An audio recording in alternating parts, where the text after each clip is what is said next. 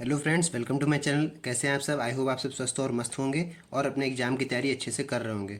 तो फ्रेंड्स, आज की जो हमारी वीडियो का टॉपिक है वो है बायोसेवर्ट और कूलाम के नियम की तुलना। ठीक है, ये इंपॉर्टेंट टॉपिक है, इसलिए मैंने इस पर आज ये वीडियो बनाई हुई है। ये आपके पिछले 2-3 सालों से पूछा जा रहा है, किसी ना किसी सेट में आपके आ सकता है, तो इसीलिए इस पर मैंने आज ये वीडियो बनाई है। क्या है कि बायोसेवर्ट का नियम और कूलाम का नियम आपने पढ़ा है, बायोसेवर्ट का नियम भी और कूलाम का नियम भी, लेकिन दोनों में समानता और असमानता क्या है, आज उस पर हम लोग बात करेंगे। सबसे पहले अगर हम लोग समानता की बात कर लें कि बायोसेवर्ट और कूलाम के नियम में समानताएं क्या क्या है, तो अगर पहला पॉइंट देखते हैं, इसमें लिखा है इसमें चुंबकीय क्षेत्र दीर्घपरासी होता है। ठीक है, इसमें चुंबकीय क्षेत्र दीर्घपरासी का मतलब क्या है कि इसमें लॉन्ग टर्म रहता है। ठीक है, जो बायोसेवर्ट में जो चुंबकीय क्षेत्र रहता है वो लॉन्ग टर्म में रहता है, दीर्घपरासी होता है, क्योंकि यह व्युत्क्रम वर्ग के नियम का पालन करता है। आपने पढ़ा होगा बायोसेवर्ट का नियम, उसमें क्या होता है कि ये व्युत्क्रम नियम का पालन करता है। सारे सारे जो रहते हैं वो प्रोपोर्शनल मेथड में रहते हैं। उसके बाद इसमें आप पढ़ेंगे कूलाम के नियम में क्या लिखा है, इसमें भी विद्युत क्षेत्र दीर्घपरासी है क्योंकि यह भी व्युत्क्रम वर्ग के नियम का पालन करता है। ठीक है, यह भी व्युत्क्रम नियम का पालन करता है। तो इन दोनों में समानता यह है कि दोनों बराबर रहते हैं, दोनों ही व्युत्क्रम नियम का पालन करते हैं।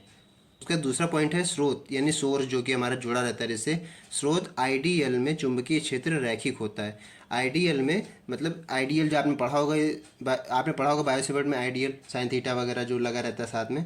तो आइडियल में क्या होता है, चुंबकीय क्षेत्र रैखिक होता है, लीनियर मोशन में रहता है, लीनियर रहता है।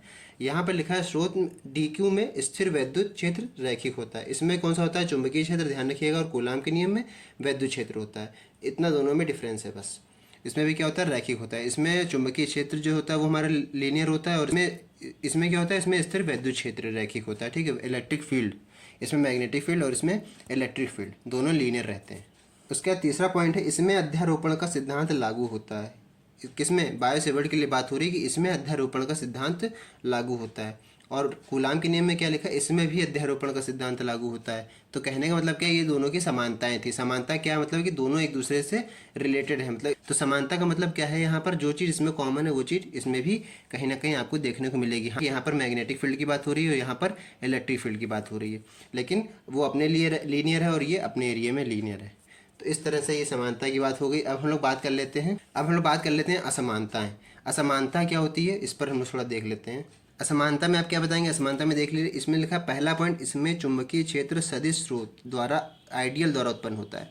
इसमें जो आपने अभी इसमें जो भी आपने ऊपर पढ़ा था, चुंबकीय क्षेत्र है ना, मैग्नेटिक फील्ड किसके द्वारा उत्पन्न होते हैं, सदिश स्रोत आइडियल के द्वारा उत्पन्न होता है। इसमें चुंबकीय क्षेत्र सदिश स्रोत आइडियल, जो कि हमारा आइडियल सदिश स्रोत जुड़ा हुआ है इसके साथ, उसी के द्वारा उत्पन्न होता है क्या, चुंबकीय क्षेत्र। ठीक है, इसमें लिखा है इसमें स्थिर वैद्युत क्षेत्र अदिश स्रोत जैसे DQ द्वारा उत्पन्न होता है। इसमें जो हमारा कूलाम के नियम में जो हमारा इस वैद्युत क्षेत्र उत्पन्न होता है वो किसके द्वारा उत्पन्न होता है, अदिश स्रोत, यानी कि जैसे DQ, ये हमारा क्या, अदिश अदिश जुड़ा हुआ है ना इसके साथ में, इसलिए हमारे इसके द्वारा ही स्थिर वैद्युत चुंबकीय क्षेत्र, इसी के द्वारा हमारा वैद्युत क्षेत्र उत्पन्न होता है। इसमें आइडियल द्वारा चुंबकीय क्षेत्र उत्पन्न होता है, दोनों में ही क्षेत्र उत्पन्न होता है, इसमें चुंबकीय क्षेत्र और इसमें वैद्युत क्षेत्र, लेकिन इसमें सदिश द्वारा उत्पन्न होता है और इसमें अदिश द्वारा उत्पन्न होता है। ठीक है, फिर फ्रेंड्स अगला पॉइंट है, इसमें चुंबकीय क्षेत्र सदिश विस्थापन R और धारा अवयव आइडियल दोनों तलों के लंबवत होता है।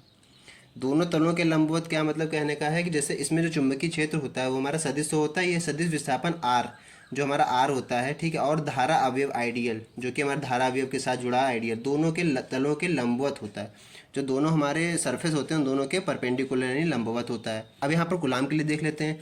कूलाम के नियम में लिखा है इसमें स्थिर वैद्युत क्षेत्र स्रोत को प्रेक्षण बिंदु से मिलाने वाले विस्थापन सदिश के अनुदिश होता है।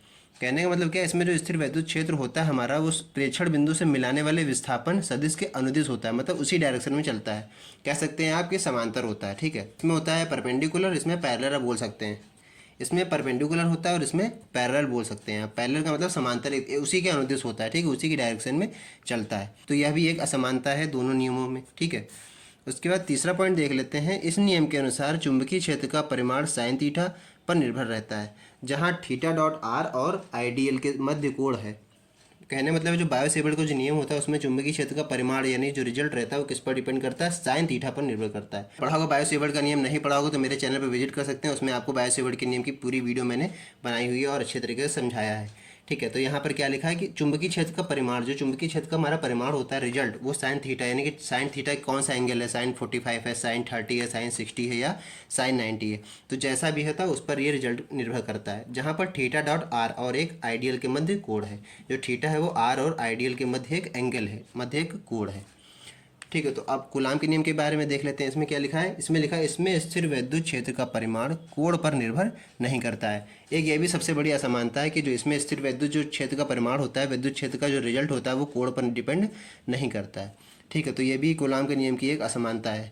तो आई होप आपको अच्छी तरीके से समानता और असमानता दोनों समझ में आ गई होंगी। ये बायोसेवर्ट के ऊपर समानताएं हैं और ये असमानताएं हैं। आपके पेपर में क्वेश्चन पूछा सकता है, मैक्सिमम 5 नंबर में क्वेश्चन पूछा जाएगा, तो इसको अच्छी तरीके से तैयार कर लीजिए और कॉपी पेन लेके बैठें तो उसको अच्छी तरीके से लिख लीजिएगा। आई होप आपको दोनों बातें अच्छी तरीके से समझ में आ गई होंगी। तो फ्रेंड्स, ये छोटा सा टॉपिक था जिस पर मैंने इंपॉर्टेंट वीडियो बनाई थी। आई होप आपको समझ में आ गया होगा। अगर वीडियो अच्छी लगी हो तो वीडियो को लाइक कीजिएगा और चैनल पर नए हैं तो एक बार चैनल को सब्सक्राइब कर लीजिएगा, ताकि इस तरह की जो भी आगे नई वीडियो आए उसका नोटिफिकेशन आपको सबसे पहले मिल सके। तो फ्रेंड्स, बस आज की वीडियो में इतना ही। मिलते हैं नेक्स्ट वीडियो में, तब तक के लिए जय हिंद।